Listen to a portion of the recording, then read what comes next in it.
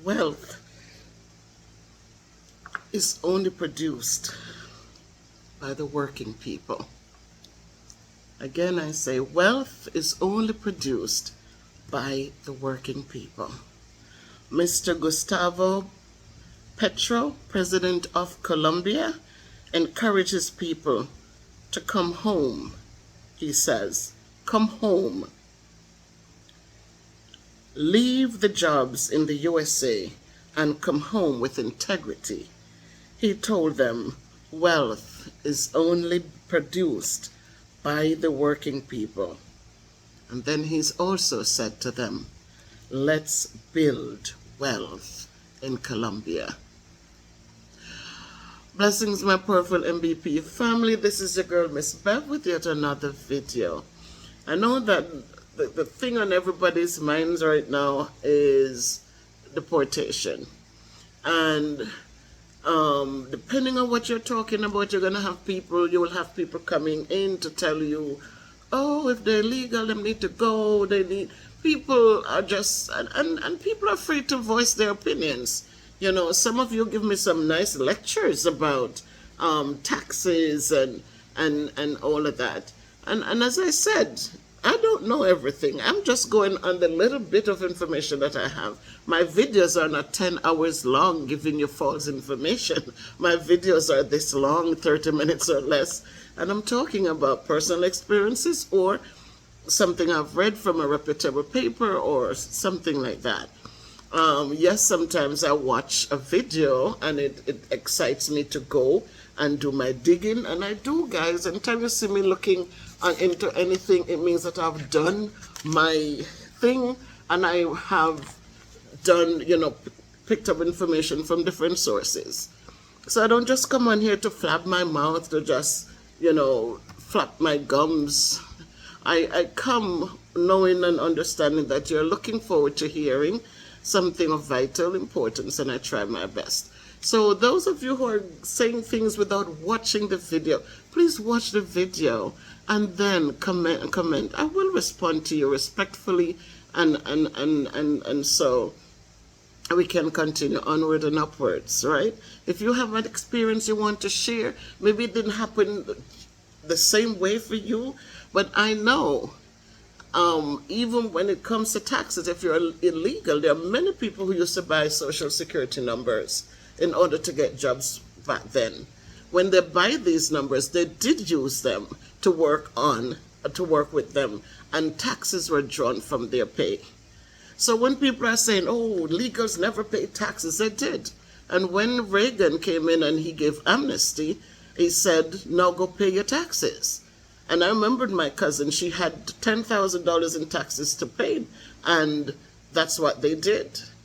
That's what they did, because I remember her, I lived in the Bronx then, and I remember the Sabbath morning when she came up, I was going to church, she went to church with me, and that's something that we talk about on our way back from church, that she needed help to pay her taxes so she would have been free and clear.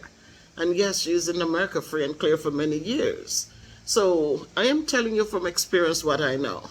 It might be different for you, but I'm just telling you what I know happened in real life. So today I just wanted to talk about, we also have not just the Colombians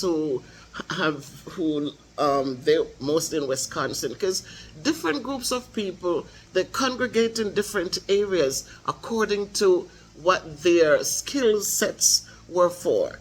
So a lot of them went to the apple picking, the farming and things like that. Some went to, like in Wisconsin, for the dairy things. So they went there and they helped out with the dairy farms. They went in the restaurants there, and for dairy and the restaurants. And there are three things that were good for there in the factories. All right. So whatever was being produced in the factories, that's where they congregated. And remember, every little patch that goes encourages those coming in to come here, I'm here. What I can tell you, I know that They actually, Nicaraguans, and I did a video on this before I even saw this, because this just came out in the Gleaner today or yesterday. When I did my video and I said to the people who are undocumented in America, I said, start shipping your things home. Remember when they come out and they kick off doors, or they, I don't know if they kick off doors, but when they start to round up people, you're not going to have time to do anything. How they catch you is how you're coming home. How they catch you is how you're coming home. So I said, pack your thing. And there were some people who really reached out, asked about shipping companies, asked about things like those. And some people think, oh, I think deportation, da-da-da-da-da-da. It is real. Somebody said in this thing, every day they deport people to jail. It's not every day, it's every Thursday. And Thursdays that they bring, but not in this massive amount. Not in this massive amount. This kind of deportation is a different thing than just bringing some people who got locked up in jail and now they get thrown out of the country and they have to come home, or, you know, they have some sort of a situation and then they send them home. The massiveness of this thing is that more people are coming in who are going to need more support. That's what this means. This means it's not just a little quiet thing that nobody really knows about. This means like it's everywhere. It's all over the news. It's everywhere. And so today I said, for Nicaraguans, they're packing up their stuff and they send them home.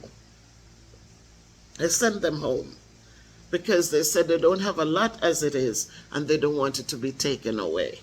Thrown in the garbage, people are going to ravage through it, take what they want to take. So I tell my people, one of the problems, especially like with us, they might not have a lot of stuff to go home. You know who else not going to have a lot of stuff to go home? The Mexicans. Because the Mexicans, they come, and let me tell you, when I just moved to Connecticut, I had to live in an apartment building before I branched out into different housing. I'm never one for apartment buildings. I don't like them. It's not something I really enjoy.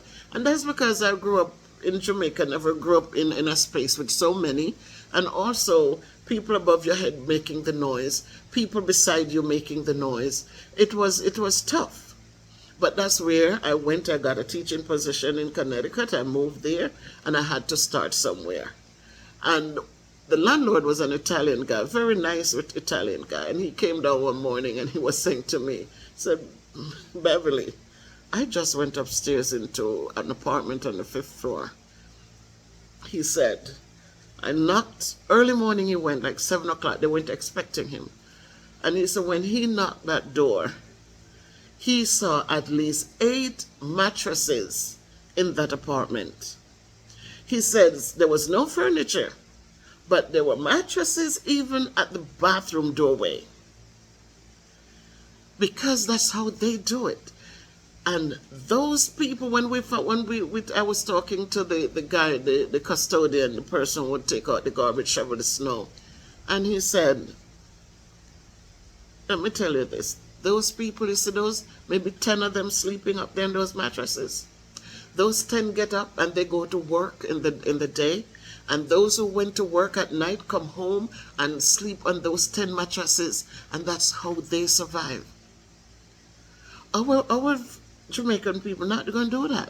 They will never sleep on the floor in a mattress, most of them.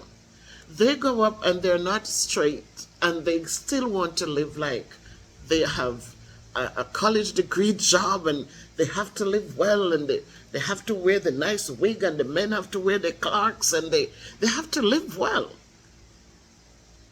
And that is why I was watching Mixup Boss or something like that.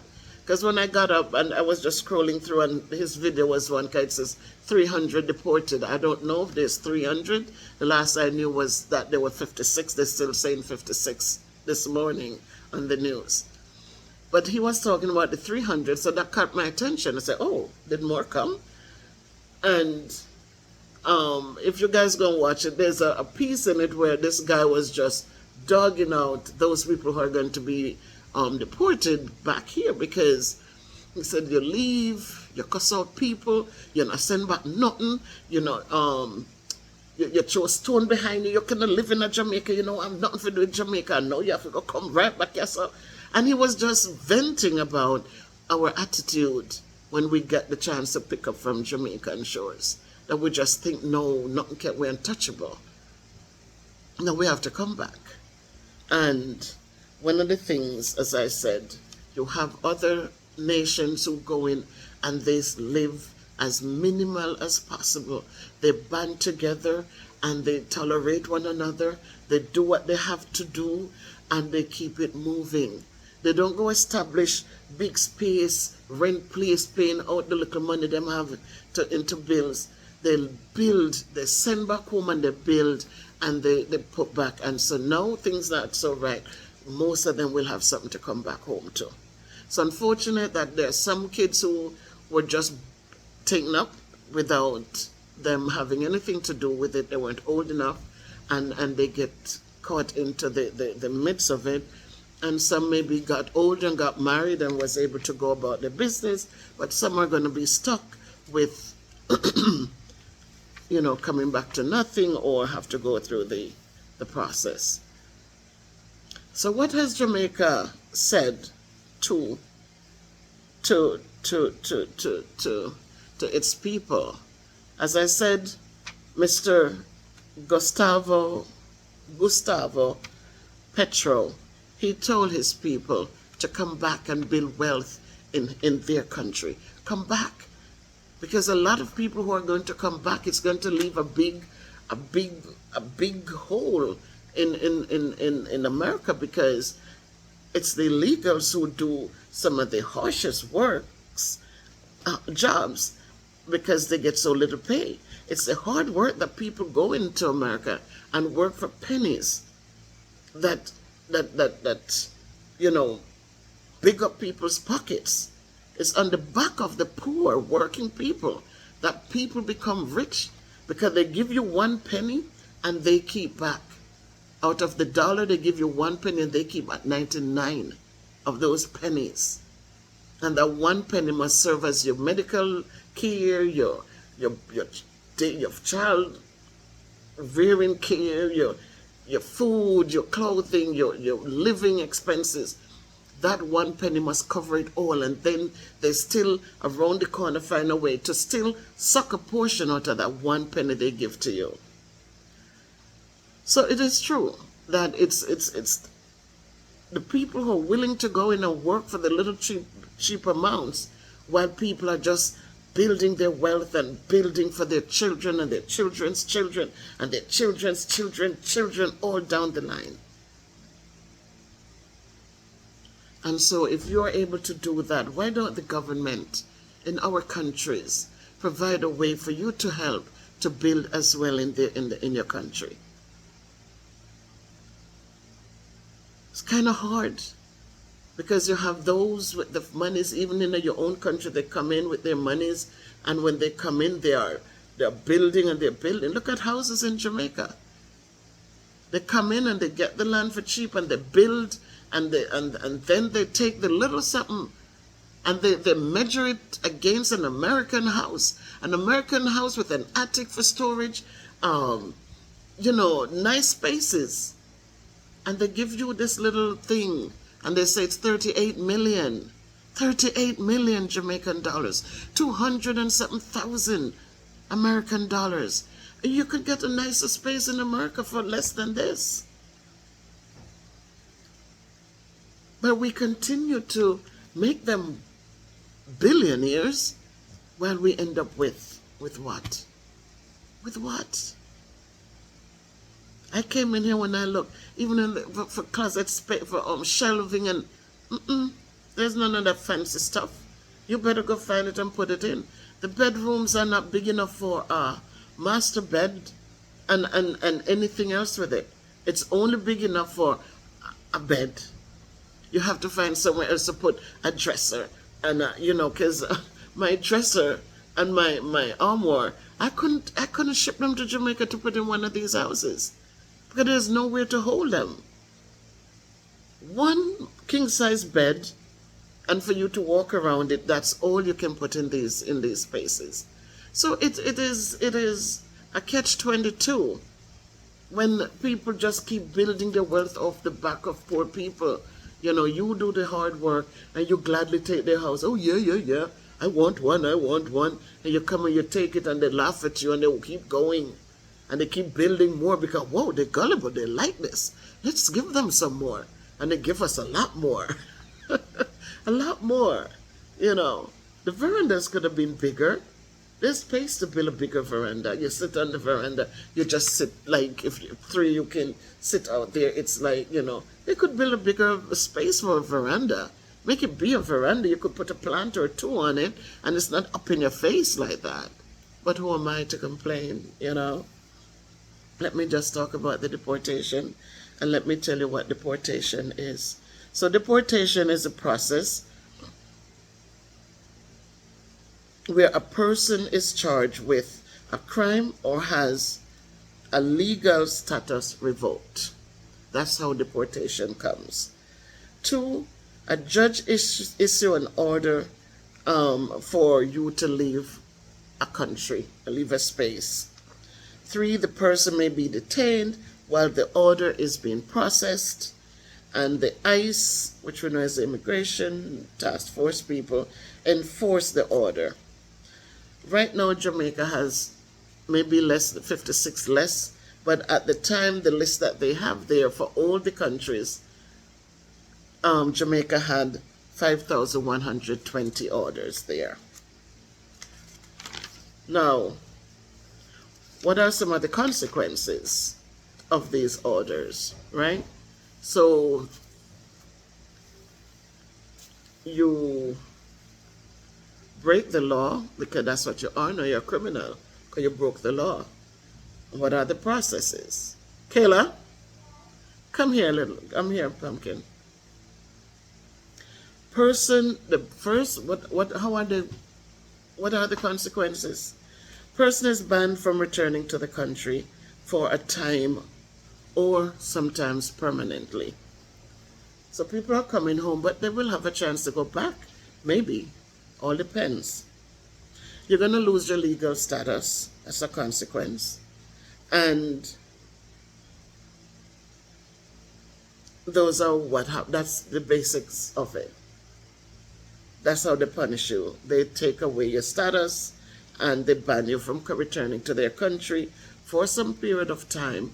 Or in my mom's case, which I explained to you guys my mom's situation, I think she had a year and a half.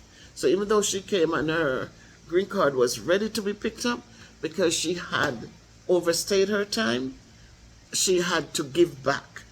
They calculate something, there's something they calculate, and she had to stay in this country, stay in Jamaica, a certain amount of time before they would give her the green card, and so she could have gone back and become a citizen there eventually. What crimes can create grounds for deportation? So some of the crimes are serious crimes such as murder, assault, drug-related cases. Grounds, those are the top ones for deportation. Illegal entry,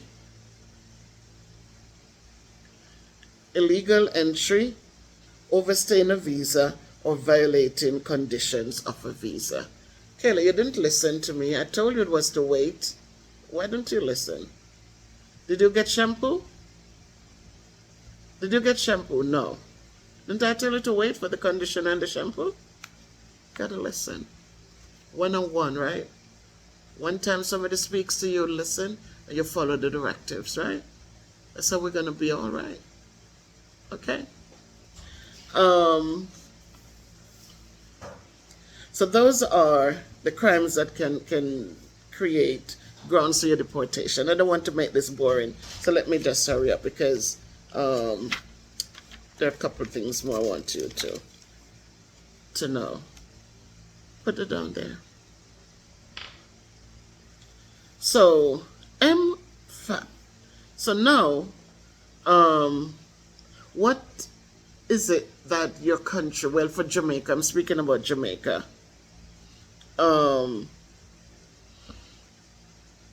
what are the obligations of your country? What are your obligations of Jamaica? So your country is obligated to accept you being deported. Your country can't say, no, they can't come. No, this is your country where you were born. They are obligated to accept you back there. So, FAFT, which is the Foreign Affairs and National Security, together, they're working together to offer assistance for the citizens prior to their departure from the country in which they're deported from the country from which they are deported, not from. So the first thing here, we have the consular officers who are there to support. What are they there to support you with?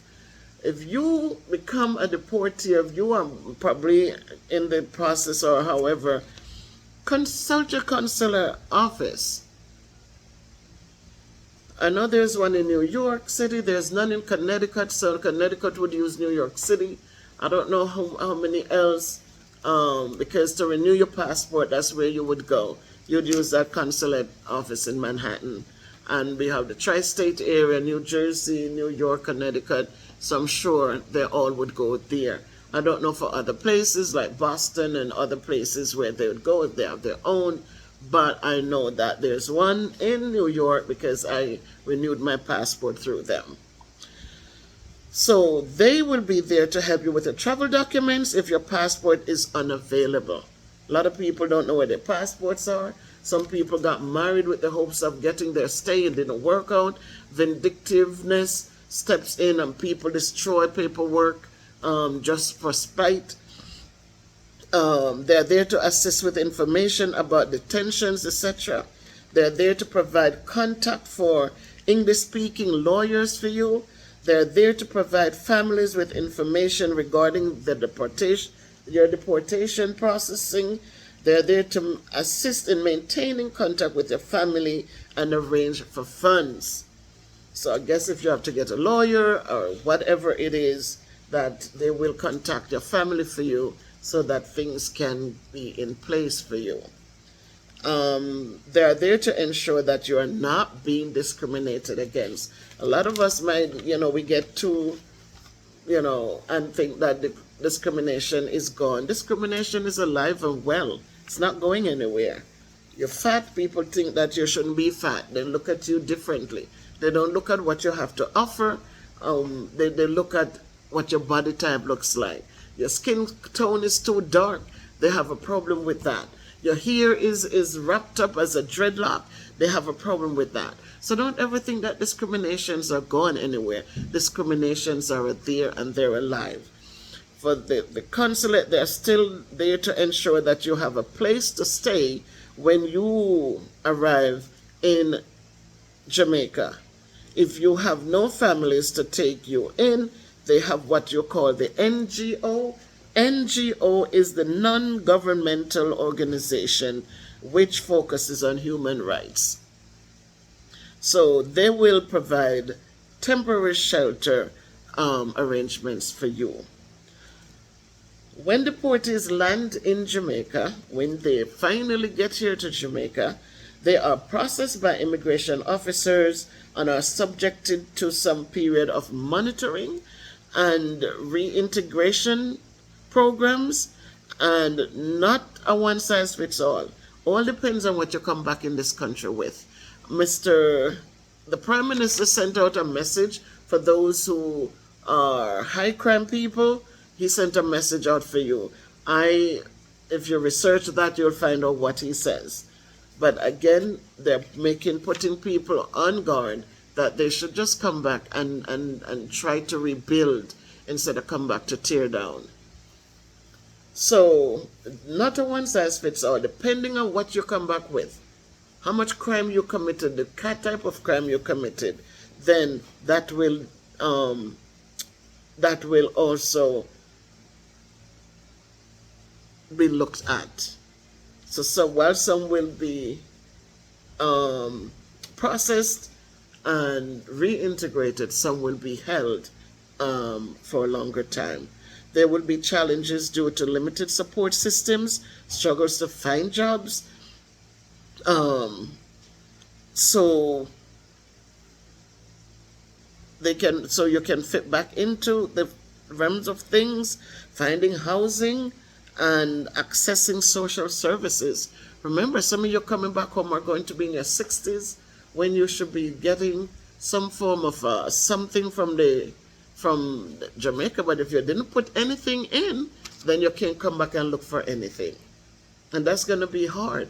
And that is why you have so much poverty and just more poverty and more degradation, because a lot of people didn't put anything in their trust in the thing. They didn't work and pay into any of the services. So now when they're old and can manage, then all of a sudden people want stuff and there's nothing there for them to have.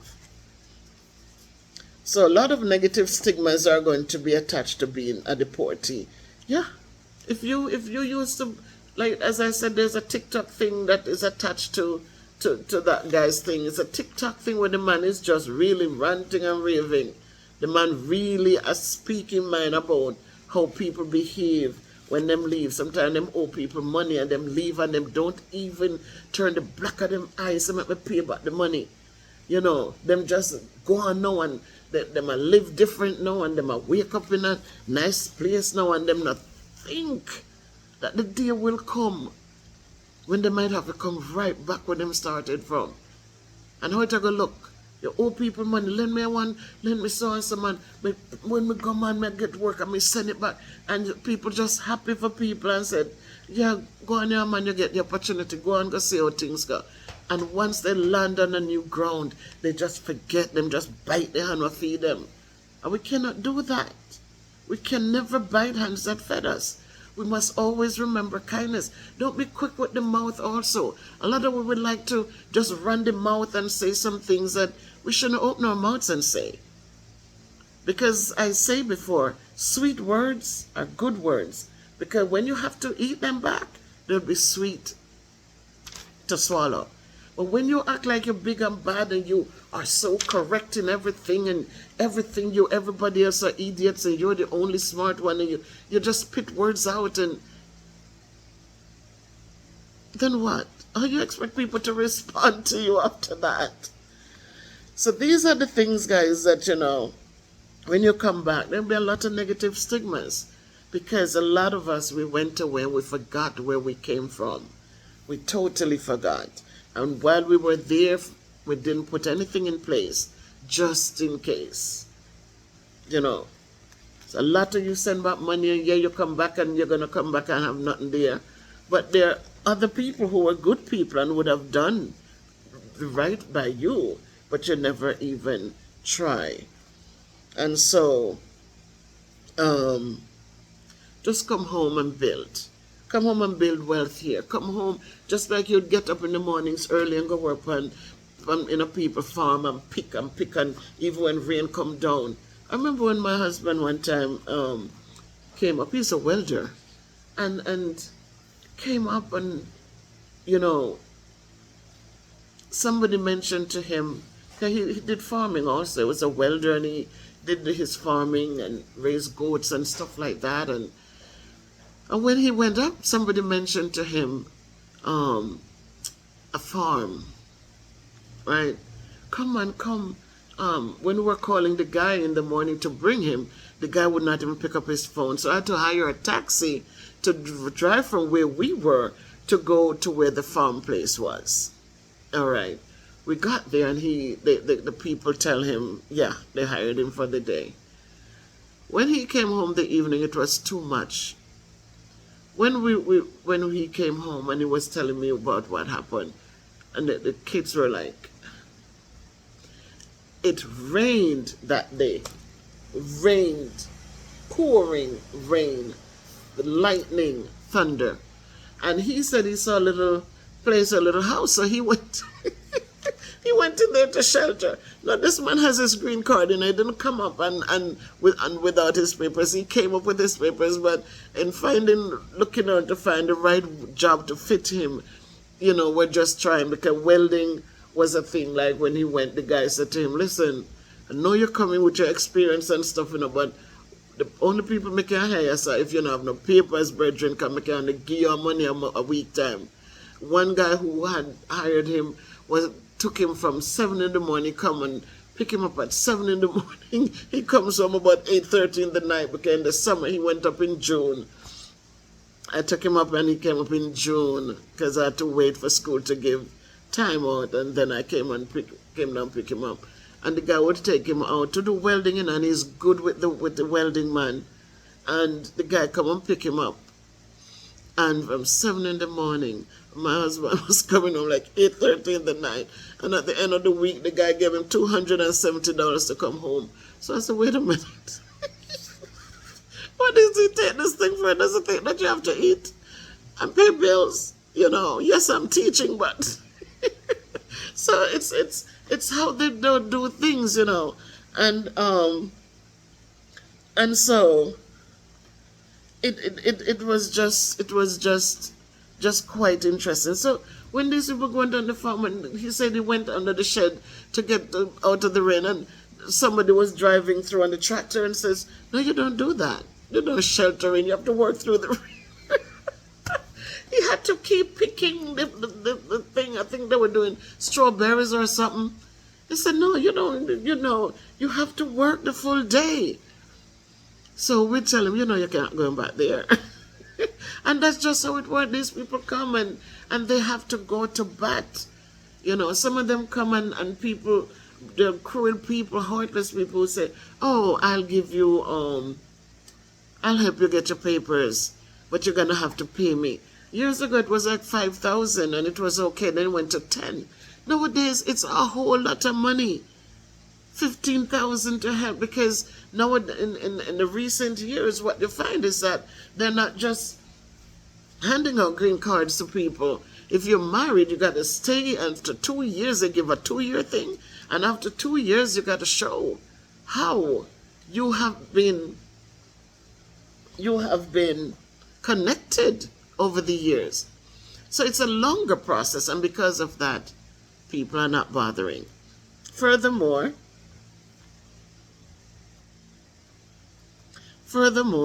if people do not have, a lot of people are willing to, a lot of people who are working and independent professionals, they're not getting into those things.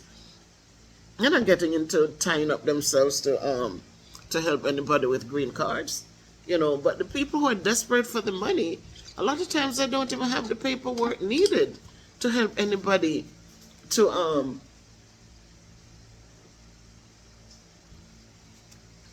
get a green card. And so you have to, it's not an easy process, and so they'll take your money and they run away with it, because now they know you can't. What you're gonna do? You're gonna press charges? What you're gonna tell them that you were paying to get a green card, and you get locked up yourself. So people know the disadvantage. They know, and they take such advantage of some of these people who decide that they want to just run off and to try. So let us build in our own country, people. Let us build here. Let us find a way to do our best. Let us stop fighting against one another. Stop putting one another down and build. Let's stop robbing and killing one another. And let us build. Let's build where we are. Just like you work hard for them out there and give them wealth in their pockets. Let's build something for ourselves too. Sometimes it's hard because you try to build and you have them who just sit back and wait. And as soon as your planting come in, they go through and cut them out. Soon as your goat them come to fruition, them go cut teeth off your goat, them kill them, then left the belly in the field for you and kill your cow, gone with them. And it's just rough. But I just hope that the government will put things in place, and the punishments have to be harsher so that people have to think twice before they do certain things. So that's my story for today, guys. I'm thanking you for, remember to subscribe to the channel, like the video, and share the video if you get something from it. Add your comment. Talk to me in your comments. But be respectful, please. I'm not perfect. I'm a teacher first. You can do the research too if you think that what I'm saying doesn't make sense. Do some research yourself and bring it to the platform. Create a channel so that people can come and hear your truth, your what you have to offer. So let's do that as we support one. Each one helps one, and we go forward, onward and upward with love. If you can't be good, be careful, but walk good, do good. Don't throw stones behind you. Always speak sweet words in case you have to eat them later. And God be with us.